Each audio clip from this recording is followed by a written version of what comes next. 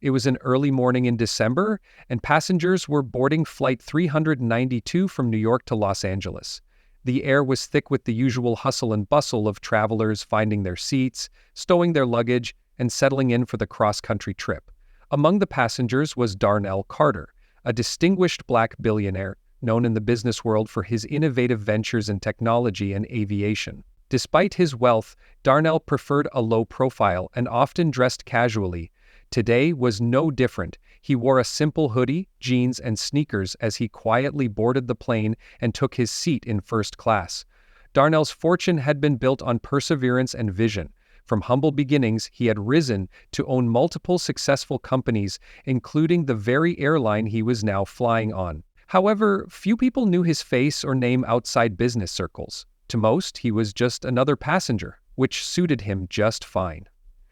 As the boarding process continued, a flight attendant named Laura made her way through the first-class cabin, checking tickets and assisting passengers. Laura, a veteran in the airline industry, prided herself on maintaining order and ensuring everything ran smoothly. However, she had a tendency to judge passengers based on appearances, and when she noticed Darnell, she felt a wave of skepticism. He was sitting in seat 1A, casually scrolling through his phone, when Laura approached him with a scrutinizing look. "Excuse me, sir," she said, her tone sharp. "Are you sure you're in the right seat?" Darnell glanced up, momentarily surprised. "Yes, this is my seat," he replied calmly, showing her his boarding pass. Laura barely glanced at the ticket before dismissing it. "This seat is reserved for first-class passengers. You might want to double-check your ticket. Economy is in the back." Darnell's eyes narrowed slightly, but he remained polite. "I'm exactly where I'm supposed to be."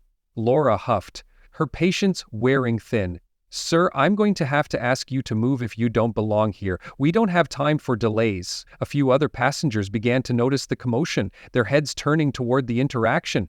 Darnell stayed composed, though he could feel the heat rising in his chest. "I'm telling you, this is my seat. Can we move on?" Instead of relenting, Laura's frustration boiled over. She leaned in closer and, in a rash move, reached to grab the boarding pass from Darnell's hand. In the process, she gave his arm a light but intentional slap to get his attention. The cabin fell silent. Passengers froze, stunned by the sudden escalation. Darnell's calm demeanor shifted as he slowly stood, towering over Laura. His voice was firm and steady, cutting through the silence like a blade. "Do you have any idea who I am?" Laura took a step back, her confidence faltering. I don't care who you are," she stammered, though her tone had lost its edge. Darnell's voice rose, but it was not a yell. It was the commanding tone of someone accustomed to authority. "I am the owner of this airline. You've just assaulted the man who signs your paycheck." Gasps rippled through the cabin. Laura's face turned ashen, and she took another step back, shaking her head in disbelief. "That can't be true," she whispered, though her voice lacked conviction. Darnell reached into his bag and pulled out a business card, which he handed to her. It bore his name and title, CEO of Horizon Airways, the very company operating Flight 392. The weight of her mistake hit Laura like a freight train. Passengers began murmuring among themselves, some pulling out their phones to record the unfolding drama. Laura's lips quivered as she tried to form an apology, but no words came. She was frozen in a mix of fear and humiliation. Darnell took a deep breath. Regaining his composure, he addressed her once more, his tone stern but measured. "I believe you owe me an apology, and then I suggest you speak to your supervisor about what just happened." Laura nodded vigorously, her face red with shame. "I am so sorry, sir. I didn't know." "That's the problem," Darnell interrupted. "You didn't know, but you assumed, and your assumption led you to treat me as if I didn't belong." The supervisor soon arrived, having been alerted by another flight attendant. After a brief explanation from Darnell, Laura was quietly escorted off the plane. The other passengers watched in stunned silence as the drama unfolded. Once the situation was resolved, Darnell returned to his seat.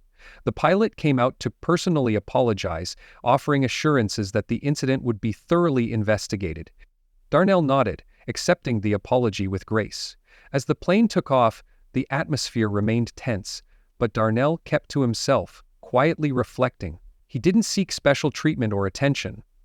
But today's events were a stark reminder of the prejudices that still existed, even at 3,500 feet. The flight proceeded in uneasy silence, with most passengers stealing glances at Darnell but keeping their distance. His composed demeanor only added to the aura of authority he carried, a stark contrast to the chaos that had unfolded minutes earlier. He gazed out the window, his thoughts miles away. The airline had been a personal passion project for him. It wasn't just about profits or prestige. It was about creating an inclusive experience where anyone, regardless of their background or appearance, felt valued and respected. What had just happened was a betrayal of everything he'd worked so hard to build. As the plane leveled out at cruising altitude, another flight attendant, a younger woman named Maria, approached Darnell. She carried a tray with a drink and a small handwritten note. Her hands trembled slightly as she placed the items on his tray table. "Mr. Carter," she said softly, her voice tinged with embarrassment, "I just wanted to say I'm deeply sorry for what happened earlier. It was unacceptable, and we all feel awful about it. Please accept this as a gesture of our sincere apologies." Darnell looked at her, noting her genuine expression of regret. He picked up the note and unfolded it. Written in careful script were the words, "We're grateful for the work you've done to make this airline exceptional. Please don't let today's incident overshadow your vision." He offered her a small smile, the tension in his features easing just a bit. "Thank you, Maria. I appreciate the effort." Maria nodded and retreated, relieved that he didn't seem angry at her personally. For the remainder of the flight, Darnell stayed quiet, though his mind churned with thoughts. This wasn't just a personal affront, it was a systemic issue, one that likely affected countless others who lacked his resources to address it. By the time the plane began its descent into Los Angeles, he had resolved to take action. Upon landing, Darnell waited until most passengers had deplaned before gathering his things and heading out. At the gate, he was met by the airline's regional manager, who had been alerted to the incident mid-flight. The manager was flustered and apologetic, but Darnell cut him off with a firm hand gesture. "I'll be handling this personally," he said, his tone brooking no argument. "Expect to hear from me soon." Later that evening, in the quiet of his penthouse suite, Darnell drafted an internal memo to the executive team of Horizon Airways. He detailed the incident, emphasizing the need for immediate changes to the company's training programs. He insisted that diversity, equity, and inclusion training become mandatory for all employees, with a focus on recognizing and addressing unconscious biases. He also made a call to the airline's HR department to ensure the flight attendant involved was given a fair investigation. He didn't want her fired outright, he believed in second chances, but he wanted her to understand the gravity of her actions and learn from them. In the weeks that followed, Darnell's memo sparked a complete overhaul of the airline's customer service approach. Employees at all levels underwent intensive workshops, and Darnell made it a point to personally attend several of the sessions, sharing his experiences and emphasizing the importance of respect and empathy. Word of the incident eventually leaked to the media, sparking a broader conversation about racism and assumptions in high-stakes industries. While some criticized the flight attendant, Darnell publicly defended her right to grow from her mistake, using the platform to advocate for systemic change rather than individual blame. The incident on Flight 392 became a turning point not just for Horizon Airways, but for the industry as a whole. For Darnell, it reaffirmed his commitment to his vision, a world where everyone, regardless of appearance, could feel like they belonged.